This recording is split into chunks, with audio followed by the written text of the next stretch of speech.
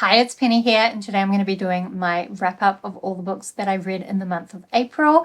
I read 20 books in the month of April. However, it's not that bad because 10 of those were graphic novel type things, and some of those were series, so there's actually only 4 groups to talk about, but this is still also 10 other things as well, so quite a lot. As usual, I am going to do this book battle style, which means I pair up all the books and I battle them against each other until we come up with the best book of the month. So we're going to start with the biggest, most fantasy books that I read, and that is A Little Hatred by Joe Abercrombie, up against Shaman's Crossing by Robin Hobb, up against House of Flame and Shadow by Sarah J. Maas. So A Little Hatred is a grimdark novel set in Abercrombie's First Law world. So we had one initial trilogy, then a number of standalones, and then now the second trilogy that kind of follows on from the second generation from the characters on the first book, so like the children or that generation. And I had heard a lot of people say that the second trilogy, I think it's called The Age of Madness, that this second trilogy was even better than the First Law trilogy. And I really liked that first trilogy, so I was excited. I really struggled with some of those standalone books, but I could see them putting things in place that I thought might really come to fruition in the last trilogy, which is what I was waiting for and excited for. And now I have my doubts about whether that grand scope of things is really going to play out in the way that I was hoping. I will say Joe Abercrombie's writing is still incredibly well done. You have some really humorous lines that really balance up a lot of the darker themes that are happening, and just some lines where he really kind of gets to the essence of things, lines that I think can really stick with you. But where his strength in the first trilogy and some of the other standalones was his characters and their development. The characters in A Little Hatred, to me, didn't feel as strong. And I know that the first trilogy, people talk a lot about the character development being circular, but I didn't really feel like the characters went anywhere at all. You know what? Maybe they did kind of go in a downward direction, which is maybe what Abercrombie's trying to do. But for most of the book, I just didn't feel as engaged as I was hoping to. I just think, in the end, I wasn't connected to the characters, and that's how I felt in the first book. Is I loved the characters and the struggles they were going through, and I really felt invested in what they were trying to achieve in it, even if they didn't achieve it. Whereas this second trilogy, so far, I'm not particularly invested in any of the characters at all. But I will say, I do think it's a pretty nice depiction of the atrocities that were happening both to people and the environment in the Industrial Revolution. But I guess as well, like, I'm a fantasy girl, and this book series doesn't have much magic. Like, I would say this second trilogy so far has a lot less magic in it than even the first trilogy, which didn't have that much to begin with.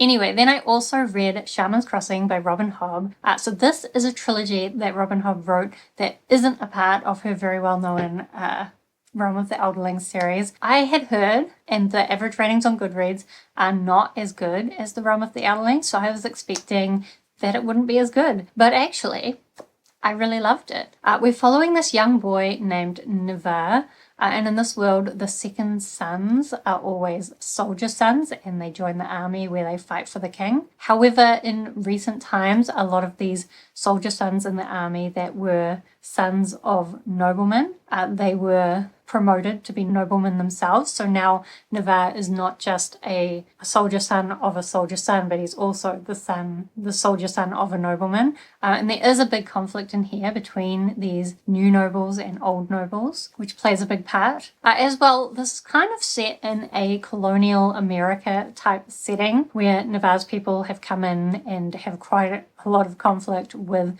the native people of the world.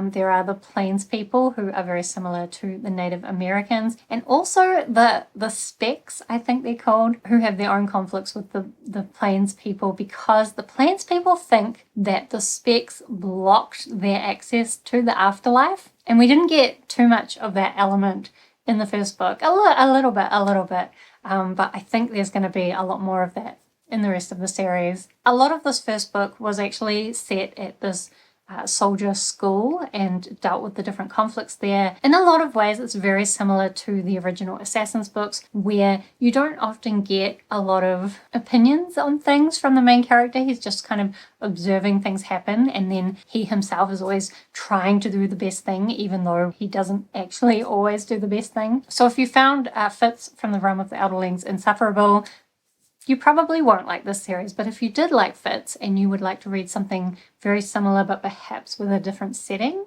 then I would recommend Soldier Son. I'm definitely interested to see. I've heard people say that the second book is somewhat problematic with regards to certain themes, so I'm going to pick that up very soon, so we'll see what I think. Then we have House of Flame and Shadow, which is the latest book, maybe the last book in the Crescent City series. So I really loved House of Earth and Blood, the first book in the trilogy, and I was surprised because I haven't necessarily loved a lot of other Sarah J. Maas stuff. The Akatar books were a little bit too fantasy romance, and then I think the Throne of Glass books, I started out liking them, and then they just got... Perhaps the problem was the romance as well. But I also think there's just some things that Sarah J. Maas does with her plots where things seem very convenient. And I personally don't think, for the fact that she's writing books with like massive stakes, not enough characters die. I don't necessarily want the characters to die because I do like some of them. Not all of them, but some of them. But given the plot, I would expect more of them to die. Anyway, in Crescent City, we start out with this party girl Bryce. It's kind of like in an urban fantasy type world, very similar to our own, with the same level of technology, but also all sorts of different magical creatures. Bryce is this party girl, and when there is a murder that she's somewhat connected to, she pairs up with this fallen angel to investigate. And I really liked that murder mystery and the world building from the first book. You know what? I even like the romance, which is not common for me. Then the second book, House of Sky and Breath, got very unfocused. A bunch of side characters' perspectives were brought in, and everyone started, this is another thing Sarah J. Maas does a lot, everyone started being paired off into romantic pairings, like everyone, which I'm not a fan of, so I really didn't like the second book. It just felt really pointless. So I didn't have high hopes going into this third book, and for the first 40%, it was really living up to my low expectations. Like, it wasn't great. There was a lot of info dump conversations and just like convenient information being given while the characters did very little of anything. However, about 40% or like halfway through, things actually started happening and I was much more engaged in the story. There were still a lot of conveniences, a lot of conflicts between the different romantic pairings that felt really like manufactured just to have some angst in the story. And some of the stuff that happened was very predictable. There were some surprises though. And I do also think she managed to bring quite a lot of different plot threads together in a satisfying way. So in the end, like, I don't think I liked it, but I'm satisfied with the ending and I'm happy to kind of like take that satisfying ending and now say, I don't need to read any more Sarah J. Maas because I've had my satisfying ending. So if we are putting... Oh wait, I need to shuffle over probably. If we're putting these three books up against each other, I actually think it's pretty obvious that I'm going to pick Shaman's Crossing as the best book of these three, just because it's the only one I really loved. Then I read some shorter fantasy novellas, I guess, or actually the first one was a short story. So we have Allomancer Jack and the Pits of Eltania by Brandon Sanderson, up against Shadows for Silence in the Forests of Hell, also by Brandon Sanderson, up against Mislaid in Parts Half Known by Seanan Maguire. So Allomancer Jack is kind of a shorter story set in the world of Mistborn Era 2, which is like a Western style fantasy world. And it's told as something that's obviously been published in the newspaper probably weekly and in episodes, and we're getting like a bind up of several episodes, and there are references to previous episodes that we don't actually get to read. There's also footnotes throughout this that are by the main characters, like let's call him his assistant, and he's making notes about when Allomancer Jack will claim to have done something really heroic. This assistant will like make little notes where it's not entirely plausible, but will also make notes when something that seems implausible actually must be partially true because he has some level of evidence. And also throughout it, he's criticizing Allomancer Jack's writing style and saying like, Jack wouldn't let me change it, even though this is terrible. So it's a lot of fun, but that's probably it. Like, it's just a little short adventure story. You learn a little bit about the world from it, so it's probably worth reading if you're interested in Mistborn Era 2, but also it's just not that deep. Then also continuing my Cosme reread, I reread Shadows for Silence in the Forests of Hell. So this is a longer story than Allomancer Jack, but still kind of a short novella where we're following this woman who runs this inn kind of in the middle of nowhere in this world where the forests are full of ghosts. And if you move too fast or you spill blood, I think maybe even if you're too loud, basically these ghosts will swarm you and kill you. So the people who live in these forests or around them are very, very strict about following these rules. And they can also use silver at times to fend off the ghosts, but it's only somewhat effective. And the owner of this inn, kind of in the middle of these forests, is secretly a bounty hunter. And we follow her as she attempts to take down this very well-known criminal because she really needs the money. Some really awful things happen. It's kind of a horror novel in some ways. And the ghosts really are quite horrifying. So I did really like this novella, mainly because I really like the world. I did still think the story was a bit short for me. I would have loved to have gotten more of this world and just to have learnt more about it. I think, though, that we are going to get more of this world in future Cosme books. Actually, there's already references to this world in The Sunlit Man by Brandon Sanderson, but hopefully we'll get more and more. Then my last short book was Mislaid in Parts Half Known by Shaman Maguire. So I think this was the 9th book in the Wayward Children series. This is a world where children will sometimes come across these magical doors and go to magical worlds and have adventures, and then for whatever reason find themselves back in the real world, and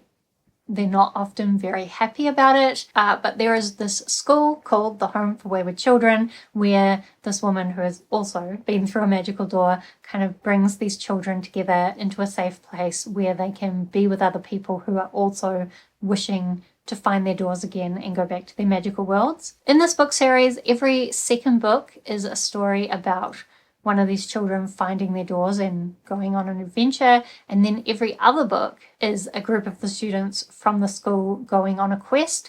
This book was a quest book, which do tend to be my least favourite books in this series. And if I'm honest, I've been enjoying this series less and less as it's gone on. I really like the second book and the 4th book, primarily because the themes that Shaman Maguire were dealing with in those books are ones that I could relate to, and I really liked how they were handled. Some of these later books I haven't really been on board with the way she's addressing certain themes, and I've also felt like the books have been a lot less focused. I'm trying to think about what I can say about this last book without spoilers. I guess this book is about the characters facing up to whether they would really want to go back to their worlds or not if they were given the chance, because maybe it's not as simple as you might think. Anyway, I still found this one very unfocused, and I just feel like there are a lot of things that were introduced in the story that then nothing happened with them. So there was a lot of potential, but none of that was realized. I as well, like, the cover has dinosaurs on it. You get one chapter set in a world with dinosaurs, and that's it. And you don't really get to learn hardly anything about it. So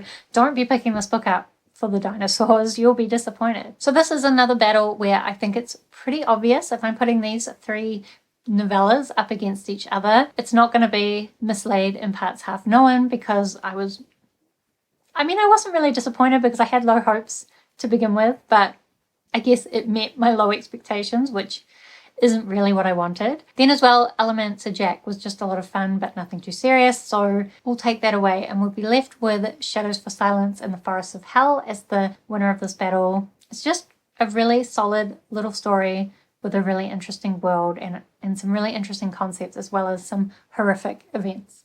Okay, then I read 2 more novels, which I'm going to call fantasy adjacent. So we have The Bow by Catherine Mayo up against The Binding by Bridget Collins. So The Bow is like a Greek mythology retelling. It's actually the sequel to Murder at Mycenae. In Murder at Mycenae, we're following a young Odysseus as he meets a young Menelaus and they form this friendship.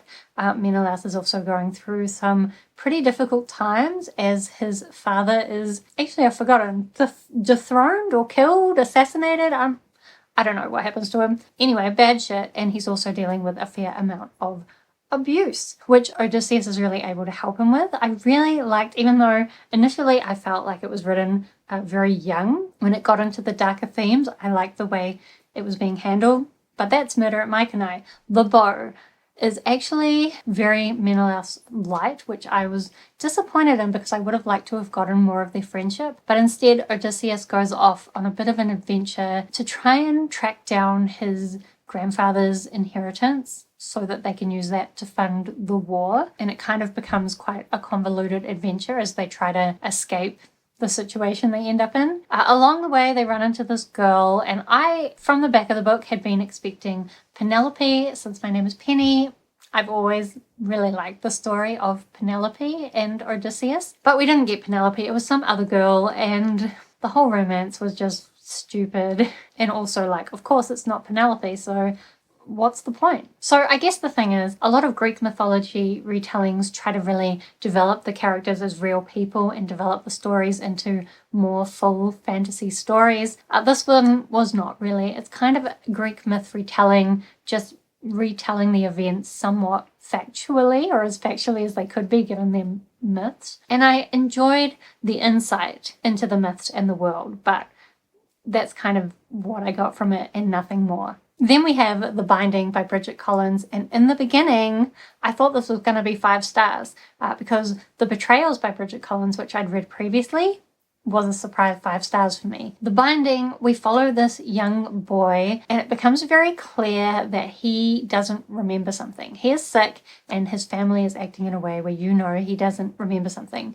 And then he's sent to apprentice with this woman, and again the main character doesn't really know what's going on, but as a reader, it's quite clear that she is a binder of these books where people are able to bind their memories into books and basically take the memories out of their head and put them into a book so they no longer have to remember it. And so for the first half of the book, you're really trying to work out what is it that he doesn't remember? What is it that he's not willing to face up to? And I really enjoyed the way the internal emotions were the focus of the story and how atmospheric it felt. And honestly, like the first half, I was really loving it. However, then we got part of the story which actually tells you what it is that he's forgotten.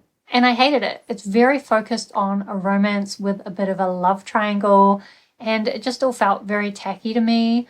I mean, I'll admit that I actually shipped the romance, but it wasn't really even that romantic in the way that it was written, and it was just really frustrating, some of the decisions that were being made. And where the first half of the book did so well at describing emotions and giving you that internal feeling, this memory part really lost all of that. And then when we came back to kind of the present time, it never managed to kind of recapture that feeling that I was hoping it would get back to.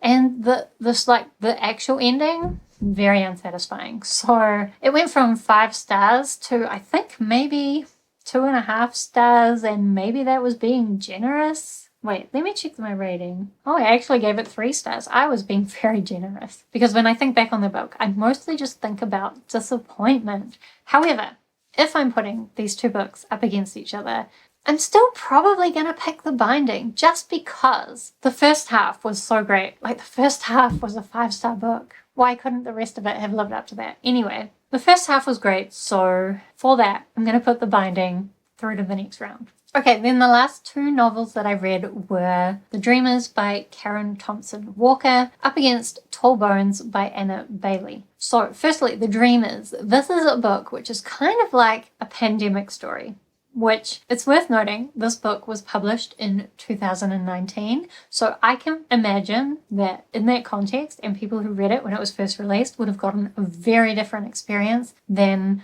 those of us who are maybe reading it post 2020. But the general idea is that people are just starting to fall asleep and they're stuck basically dreaming, and you're kind of following the effects on the world as this disease spreads supposedly through the air. And there are some elements which I think are fairly insightful about pandemics if you haven't experienced one yourself, but I don't think it was insightful enough for it to still really hold up or like to have that same level of interest post our COVID pandemic. As well, the idea is that these people are falling asleep and dreaming, and there are a few little attempts to like hint at that dreaming having some kind of deeper meaning, but it overall didn't do enough with that for me to really find it interesting. So overall, I was kind of disappointed with this one as well. Then I picked up Tall Bones. This one actually ended up being published under a different name. I think it's Where the Truth Lies. But I only picked this up because I got this ARC copy from a book fair that I went to, and I really loved the symmetrical nature of this ARC. The spine as well is symmetrical. And so I just kind of wanted to own it for the look of the book, which is, as you know, not something you should do. You shouldn't judge a book by its cover. But never mind, because I'm going to keep this, even though I didn't really like it, because I still like the book as a piece of art. So what I knew going into this was that it is about a young girl in a small town who goes missing, and we're kind of following her best friend and her family as they deal with the fallout of her going missing and try and work out what's happened to her. But also at the core of the story, we have her brother who is gay, and it's a small town where there's kind of this extremist Christian church at play, and the father of this missing girl and her brother is very extremist in his beliefs, and also like physically abusive, like mentally abusive, like just an awful guy, but in some ways struggling with his own challenges. And I think for me, I would have wanted a lot more of the mystery in this. You don't really get to try and like guess at what's happened, because anytime any of the characters discover a clue, they don't tell you about it. They like say, oh, I've discovered something, and then it skips to a different character's perspective. So more the story is focused on the different characters' like internal journeys and struggles, and that's less the kind of story I was interested in. As well, in the end, the people who were the ones who did the worst behavior, in my opinion, had no consequences. It wasn't really even dealt with. Like, there's no ending in this. I didn't feel satisfied with the ending at all. And I also struggled through most of the book, so ugh. However, if I put this up against The Dreamers, I still feel like Tall Bones had more to say and was a more interesting story. So we're going to put Tall Bones through to the next round. Okay, then let's try and do the graphic novels fairly quickly, because I think this is too long already. Firstly, we have Locke and Key by Joe Hill and Gabriel Rodriguez up against I Hate Fairyland Volume 6, Last Gert Standing by Skottie Young and Brett Bean. So firstly, Locke and Key was a reread for me. This is a 6-volume graphic novel series where we're following the Locke family. Right at the very beginning, they have a very traumatic experience, which leads them to go back to their father's family home to try and get away from everything. Oh, what is the light doing? Where is that coming from? So this family home is called the Key House, and throughout the house, they start finding these magical keys that when you use them, you get different abilities. And there's a lot of connections into the past and his father's story, where you learn that there are other people trying to get their hands on the key, I guess, that they have to battle against. Also, both the mother and the children are really dealing with their own personal struggles, and the books focus on that a lot, as well as slowly unraveling this mystery and revealing to you the secrets of the keys. I really like the story. I will admit there are some bits that are really dark, and there's definitely bits where the way that Joe Hill has his characters saying some very bigoted, horrible things is something that's not always enjoyable or doesn't always feel like it's in particularly good taste. But overall, I really like these, and I had such a great time with the reread, like knowing more about what's going to happen and being able to see it like slowly building. So I really love this reread. Then I picked up Volume 6 of I Hate Fairyland, which I only realized recently exists,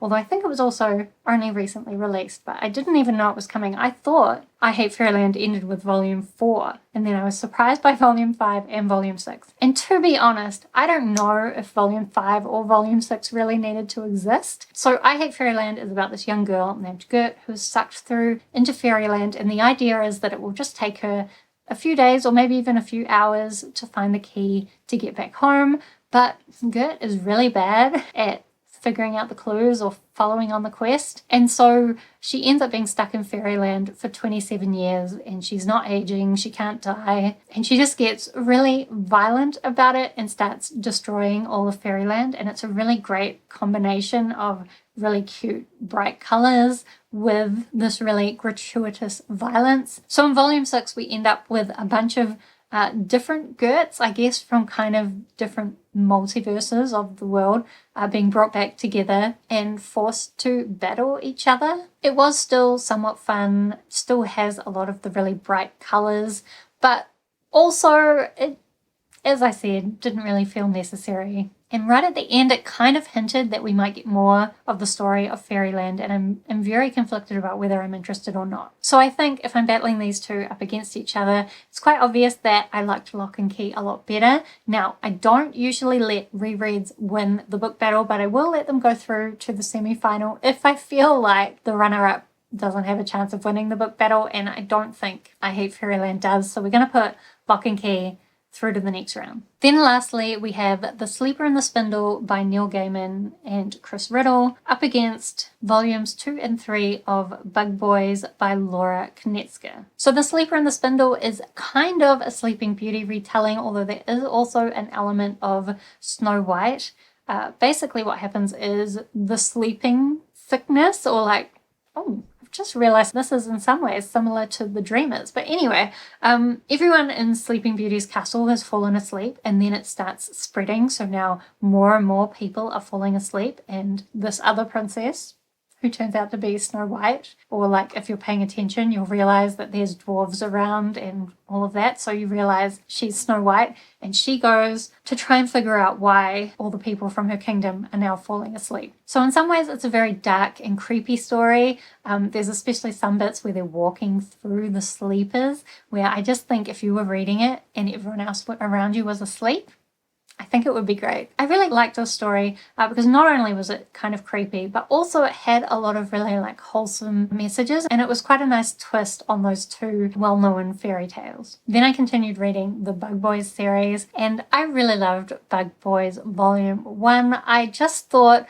I wished it had a bit more cohesiveness to the different stories, because we're basically just getting a bunch of short stories about these two bugs, Stag Bee and Rhino Bee, and they're kind of different, but they're both adorable, and they're just having little bug adventures. It's just kind of a very cute children's comic. So volume 2 and volume 3 a little bit, I think, did a better job of giving me that cohesiveness I wanted. Maybe not as far as maybe I would have wanted it to go, but they're just such wholesome, adorable stories. And there were some parts that I love them, but I can't explain why. Like, I think you just need to read them. They're such quick reads because they're just these little short comic stories. Anyway, if I am putting these two up against each other, this is probably the hardest battle we've had so far, because I did really like both of these, but I do think my love for my Bug Boys is going to stick with me, so we're going to put Bug Boys through to the next round. Okay, so now let's do some semi-final battles. Firstly, we're going to have Shaman's Crossing by Robin Hobb up against Shadows for Silence in the Forests of Hell by Brandon Sanderson. So for these two, actually, it's not that difficult. Even though I really love both of them, I just struggled with how short Shadows for Silence was, although the title is long, isn't it? But anyway, Shaman's Crossing, even though it was really slow in some parts, I love the way that it's slowly built. And then, actually, I haven't said, the very last section was such an emotional roller coaster. It just kept coming at me from all sides, and I was so emotionally invested in what was going to happen. I loved it. So, Shaman's Crossing is definitely going through to the finals. Then we have The Binding by Bridget Collins up against Tall Bones by Anna Bailey. Neither of these ended up being what I was hoping for. However, as I said, The Binding started with that 5-star feeling. So for that first half, like, I kind of wish I could just reread that first half and somehow get a different ending. Anyway, we're going to put The Binding through to the finals. And then lastly, for graphic novels, we have Locke and Key by Joe Hill and Gabriel Rodriguez up against Bug Boys by Laura Knetzger. And I think probably Locke and Key would deserve to win this battle just because it has a lot more depth to it. However, since it wouldn't be able to win the finals anyway because it's a reread, and I do really love Bug Boys, it's just so super cute. It's so different from Locke and Key. But because I loved it so much, we're going to pick Bug Boys to go through to the finals. Okay, then lastly for the finals, we're going to have Shaman's Crossing by Robin Hobb up against The Binding by Bridget Collins, up against Bug Boys Volume 2 and 3 by Laura Knetzger. I still don't know if I'm pronouncing that name right. Anyway, for these three, firstly, we're going to take away The Binding because, as I said, the second half was very disappointing. Then as well, I probably have to take away Bug Boys, even though I love them. In a lot of ways, they're still very basic stories, like very wholesome. I really, really love them, like so much. But as I said, I really loved how much Shaman's Crossing was able to slowly build on things, and that ending.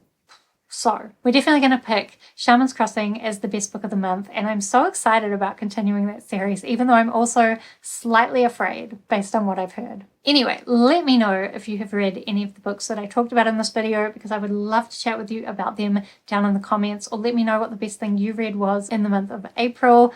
Do subscribe if you'd like to see more of my bookish videos. Otherwise, thank you so much for watching. I hope that you are doing well, and I will see you next time.